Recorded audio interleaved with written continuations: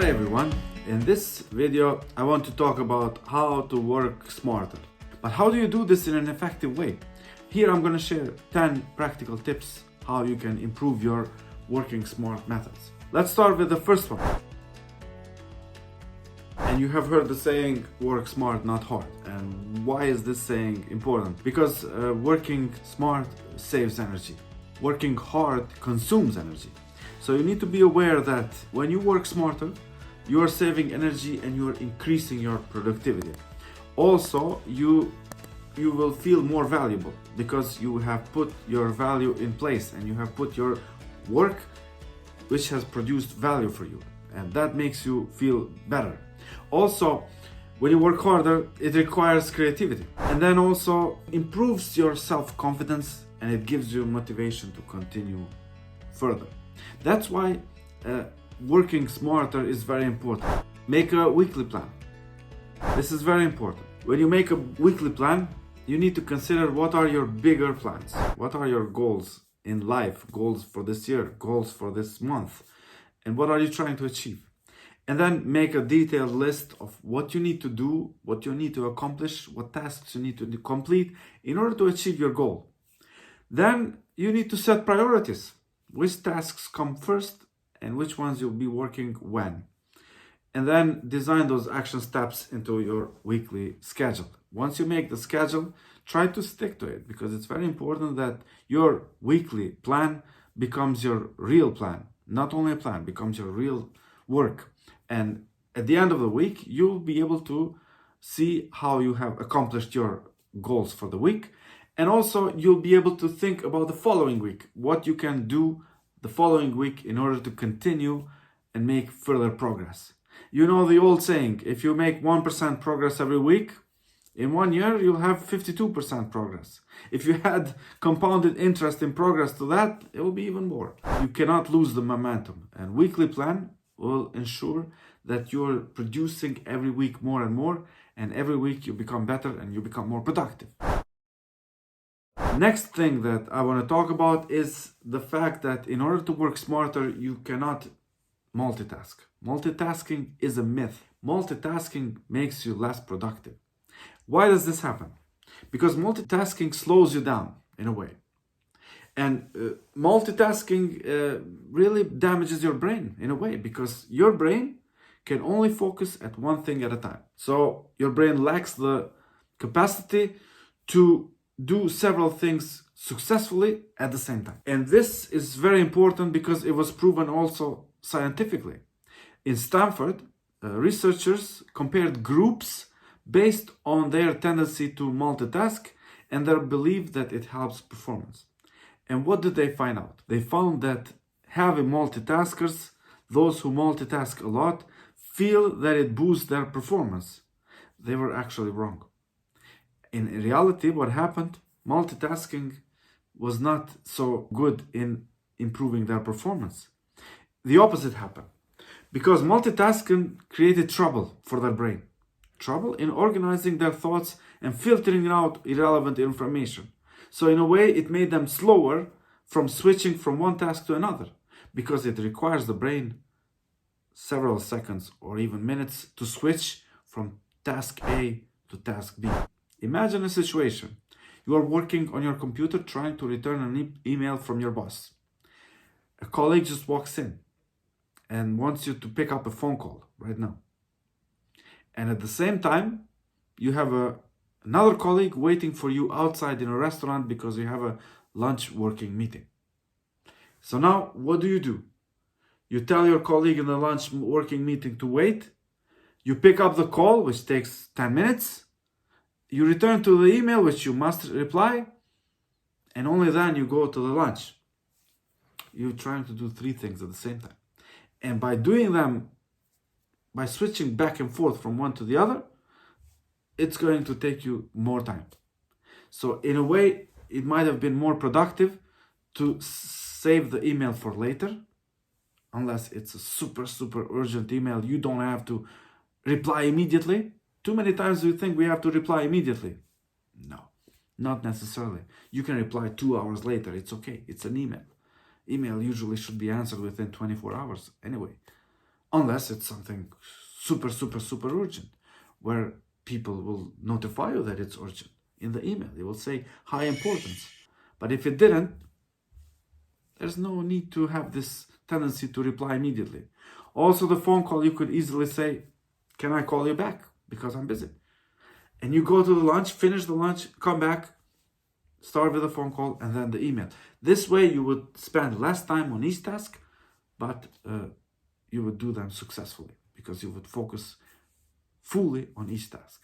And you would give each task the concentration and the focus that it requires. Otherwise, you switch back and forth from one to the other, and in a way, you're losing time and losing focus and losing productivity. And that's what this Stanford research confirmed. Also, keep in mind that multitasking reduces your efficiency and also your performance because your brain can only focus on one thing at a time. The next thing I want to talk about, which improves your working smart methods, is how do you prioritize your work. And here it's very important to know how to set priorities because we have different tasks that we have to do every day. And we need to be able to determine which tasks have more priority. So in a way, there are two criteria here, urgence and importance. How do you determine if a task is urgent? And how do you determine if it's important? Urgent tasks usually means tasks that require your immediate attention. And these are to do things which you have to do immediately. So in a way, urgent tasks put you on reactive mode because you need to react immediately to what is requested from you. And important tasks are different. Important tasks are the ones that contribute to the long-term mission, vision, objectives, goals of your organization or even yourself. So in a way, that's why they have the word important, because they are important to your business, important to your organization, important to you as a person. Now, if you categorize those in A, B, C, D tasks, A would be tasks which are both urgent and important. And that means these tasks need to be done immediately.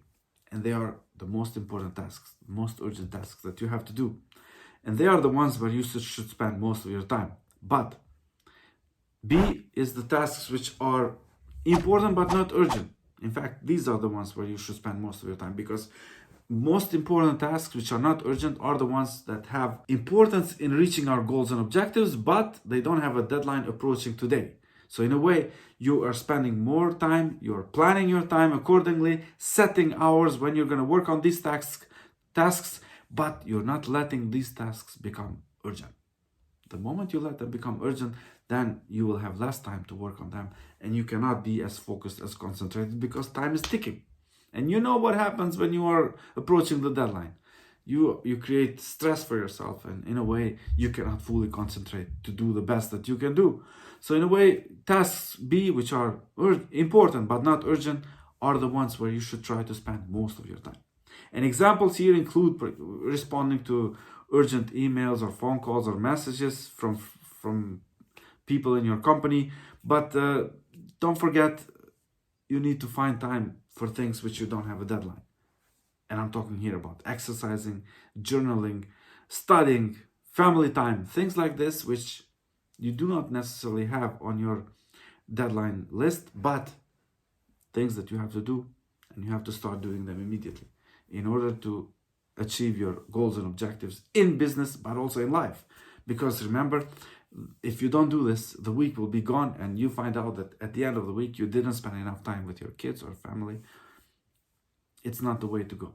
So you need to think, when you create your schedule, also how do you prioritize your tasks in order to ensure that you are spending enough time with people, but also doing things that you need to be doing in order for your business to succeed. Tasks that are categorized with C are urgent but not important. And here we are talking about things like responding to an email from a friend, which it feels good when you respond and you tick the checkbox, but does that really improve the objectives of your business? Not necessarily. So can you do it now or later? It's not the most prioritized work that you have to do, but sometimes we feel that we have to respond to these kind of things quickly and leave for later very important stuff that we have to do for our work. Then category D, here there are tasks which are not urgent, not important, and these are the tasks like cleaning the garage, organizing my bookshelf. I mean, these tasks, even if they're not done, nobody will complain. So why do them? Unless you really have time. Unless you have done everything else and you have free time, then why not? It will make you feel better. But if you have something very important for your work, then definitely you don't want to waste your time with category D tasks. So try to categorize them this way, and this way it will become much easier for you to determine what is the most priority right now, and what do you need to focus the most time, and what do you need to spend more time than on some other tasks which are not high priority. The next thing which becomes very important for working smarter is being perfectly organized. How can you be perfectly organized? And simple things again, which will make you more organized. You need to know exactly how you want to spend your time, because your time dictates also how organized you are. And learn to say no. Too many times we find ourselves spending time on things that other people want us to spend time, instead of spending time on things that we think are important for us. So try to say no, because you're not here to complete the agenda of other people. You're here to complete your own agenda. That's more important. So try to say no to people who will come to you with requests on how they will waste your time. And too many times, if you're focused and orientated on your goals, you know exactly what they are asking you to do doesn't help you achieve your goals and objectives. Say no. Leave it for later. Because you need to focus on yourself. And you cannot spend your time helping others before you help yourself. I'm not saying you shouldn't help others, but you need to find the right time and day when you are able to do this without hampering your own goals and objectives. Okay? Next, we need to know exactly what people want from us. Okay? It's easier for us to say no when we ask them exactly what they want. Why they ask us for a meeting? Why do they want to have a coffee with us? It's clear if we know exactly what the objective is, so that we don't waste our time with somebody who just wants some favor or something. Imagine somebody calling you, I want to buy you a coffee today. Why? You didn't buy me a coffee 5 years, and now all of a sudden you want to buy me a coffee? Good luck. This person wants to buy you a coffee, but ask for something in return. Okay? So be aware of how you say no to people and what people are important to you. Also keep in mind who are the people that you're spending most of your time with. And this has a big impact on how you work and how you routine yourself. Because if you spend your time with disorganized people, this has a big impact on you. You will also become disorganized like them, because you suddenly start to inhibit their work patterns and their lazy habits, and this becomes part of your work routine. So try not to procrastinate as well. That's very important. Leaving important and urgent tasks for later is not the way. Procrastination is something that we all experienced when we were students, but procrastination doesn't help you achieve your goals and objectives. Also, keep in mind that you don't need to be a perfectionist. Too many times we are wasting too much time because we think we need to complete every task with a perfectionism. No, not necessarily. We need to be successful in completing every task. We need to have the right quality, but not necessarily be perfect, because nobody will ask us to be perfect. Next, I want to talk about how you measure results and not time. This is very important, because when you want to work smarter, you want to focus on results. And it doesn't matter how long it takes one person to complete the result. It matters what the result is. So basically, when you tell your brain that you want to achieve a result, when your brain is tired and it doesn't work well, the idea generation doesn't really happen like that. It happens in its own terms. So basically, you need to let your brain decide when is the right time to produce. Okay? This is the same with our staff. If we keep telling them when and what to do, in a way, it will deter them from being very productive. So in a way, we need to give them time and space, and we need to give them the target, the result that we want to achieve, and then let them find out which way they are going to achieve it best. Then if they need help, we can provide advice, but they are the ones who will decide when and what and how they will do the task. But at the end, they will be judged for the results that they achieve, not how much time or when did they work and when they didn't work. This is their own decision. Also, when you are forced to execute beyond your capacity, what happens? Basically, you begin to hate what you're doing. And this is exactly what we don't want to happen in our work. But the moment we start hating what we are doing, that's when we become less productive. And you know the saying, if you love what you're doing, it doesn't feel like work. Exactly. If you love what you're doing, it doesn't feel like work. It feels like you're just completing your goals and objectives, which is a nice feeling. And that's how we want our employees to feel, our colleagues to feel. So basically, you need to find the right frame where your colleagues will focus on results and results only, not on minutes and seconds that they spend on work. That's very important so that you can maximize performance and achieve good results. Next thing I want to talk about, which impacts quickly on your work smart routine, is the routines that you create for your work and how you can stick to them. Creating routines and sticking to them is very important. What kind of routines I'm talking about? For example, morning routines or evening routines. I'll talk about those in a minute. But first, what does creating routines do for you? Basically, creating work routines sets your brain on autopilot. What does that mean? That means that simple things that you do put your brain in a productive state of mind. And your brain realizes that you want to get things done. And routines also remove laziness from you. So morning routines, examples can be you wake up early, you take a shower, you make yourself a coffee, you go for a walk or exercise. These are simple things that you can do when you wake up, which will put your body and your mind and your brain into the productive state of mind for the rest of the day. Then in the evening routine, what can we do? For example, we can do a plan for the next day. We can reflect on the achievements of today. And also we can clear our head with light reading or watching a TV show or meditation or whatever you think you need to do. Those kind of routines are very helpful in order to create routines that will improve your productivity and they will make you work smarter. Next thing, which is also very important, is taking regular breaks. And I cannot emphasize this more because there's a myth here as well. People think that people who take breaks are lazy. It's not true. Definitely not true. People who take breaks are just improving their productivity by taking breaks.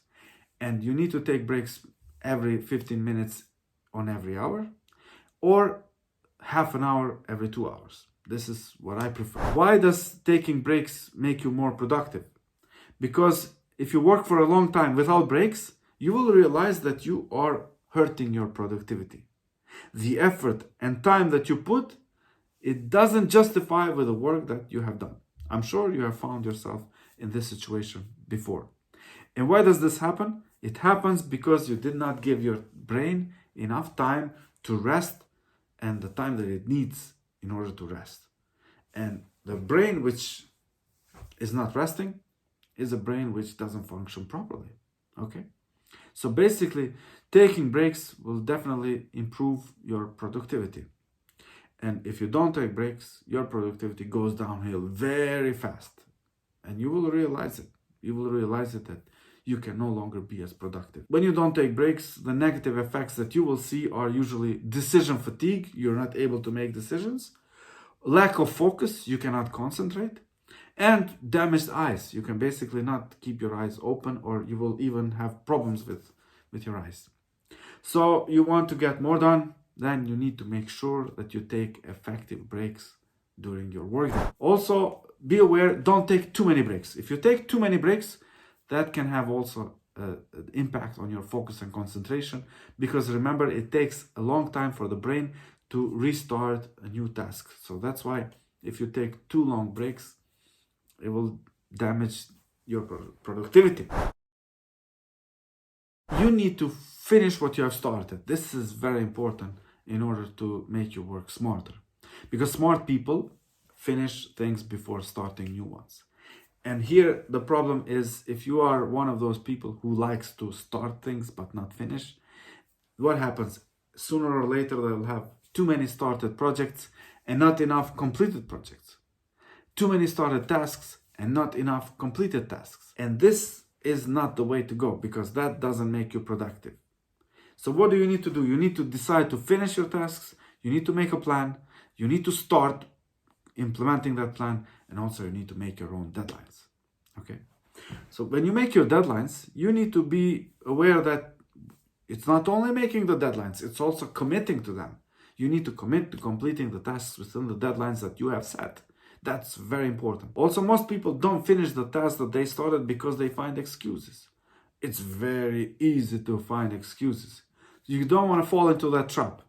So you want to make sure you do what you have to do in order to accomplish and finish and complete what you have started. So basically, you may have to stay late, you may have to skip lunch, or you may have to come in early to push through to complete the tasks or the steps that you have started in your action plan. So sometimes, in my case, what happens, I decide the time is running, deadline is approaching, but I want to complete what I have started. So do I wake up early, 5 o'clock, 6 o'clock, go to the office and complete? Or do I stay late and pull an all-nighter until I finish, and then I go back to sleep and wake up late the next morning? Either way, it's fine. You just need to find out which one you're better at. And sometimes it will be the early morning, sometimes it will be the late nights. Either way, it's fine. But you have to stick to it and commit. Don't just finish the tasks, but make sure you complete them. It's very important to complete them and to feel that they have been fully completed, okay? You have made the decision, you have made the plan, you have carried the project until now, you have done parts of it, but you didn't complete it. You need to pull yourself up and start working on completing it, because when you complete it, it will be archived and you don't need to spend time thinking about it. Because imagine what happens. A non-completed project, you will end up spending time thinking about it over and over again and going back and forth and wasting a lot of time instead of completing it. While when you complete it, you archive it and you forget about it. Next, last thing I want to talk about in this video is how to automate as much as you can, because automation also helps you work smarter. And we need to organize documents and files. This is the easiest thing to do. With all the resources that we have available today, you can do this very easily. Also, you need to create and maintain a to-do list on a regular basis. Whether you do this on your phone or on your laptop or on your notebook with a pencil and pen, I don't care. Either way, you have to find your own way how you do it. Then try to find and download applications which are helping you become more productive. There's so many applications out there which you can determine the ones that are useful for you. And when you do this, please delete the ones that you're not using, because they just are bothering you in your phone or in your laptop. They're taking space, they're taking memory, they're slowing down your computer or phone, but you're not using them. So try to stick to 5 to 10 applications which will make your daily routine more productive. So I've shared with you my top 10 tips on how to work smarter. I hope you have enjoyed this video. If you did, make sure you hit the like button. Also make sure you subscribe to this channel, because there will be many more videos coming up and you don't want to miss any of them. If you have comments, write them down below. For example, I want to know what kind of tools or what kind of work methods you are using in order to become more productive. And try to tell me also if there's things in this video with which you don't agree, because I want to stimulate the discussion, and the more we talk about this, the better we become. Thanks for watching. Have a nice day and have a productive day.